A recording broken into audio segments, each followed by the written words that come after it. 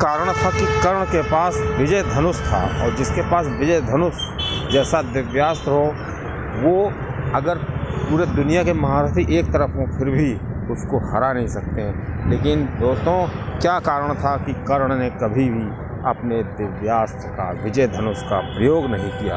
और दोस्तों, यही धनुष, इसी टाइप का जो दिव्यास्त्र था वो अर्जुन के पास था। अर्जुन के पास गांडीव था, लेकिन आज जब अर्जुन गांडीव लेकर मैदान में जाते थे तो मैदान हिलने लगता था, लोग कांपने लगते थे।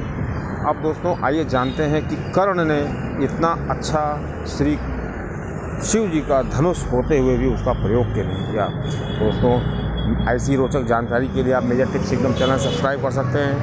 दोस्तों, जब गंधर्वों से कर्ण का युद्ध हो रहा था तो गंधर्वों की सेना कर्ण पर भारी पड़ रही थी, लेकिन कर्ण ने उसको अपने साधारण अस्त्रों से ही खदेड़ दिया।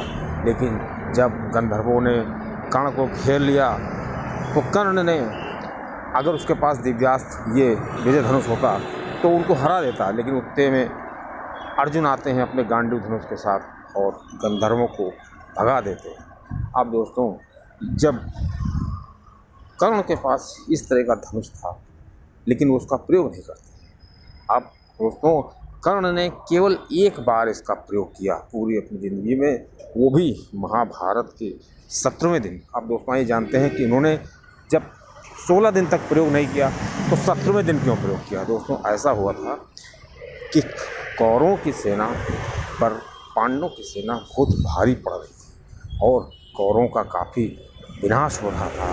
और जो सेनापति के रूप में जब कर्ण थे तो इनको ये जिम्मेदारी थी कि कौरवों की सेना को बचाते। तब इन्होंने अपना जो विजय धनुष था इसका प्रयोग करना चाहा और इसका प्रयोग किया गया। और उन्होंने अपने इस विजय धनुष से जो भार्गव अस्त्र होता है उसका संधान किया और पांडवों की सेना काफ़ी मात्रा में उन्होंने तहस नहस कर दिया।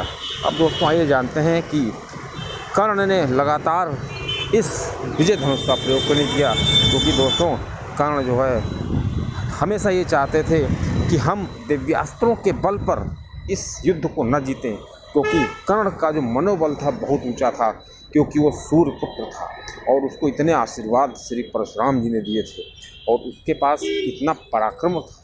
दोस्तों, जिसके पास इतना ज़्यादा कॉन्फिडेंस लेवल होगा वो कभी भी इन एसेसरी जैसी अस्त्रों का प्रयोग करना उचित नहीं समझता था, क्योंकि उसको अपने गुरु परशुराम जी पर पूरा विश्वास था। और दोस्तों, परशुराम जी कोई साधारण इंसान नहीं थे, वो तो श्री विष्णु जी के अवतार थे। अब दोस्तों, जो विष्णु जैसे अवतार जी का भक्त हो, उनका शिष्य हो, भला उसको कौन शिकस्त दे सकता है दोस्तों।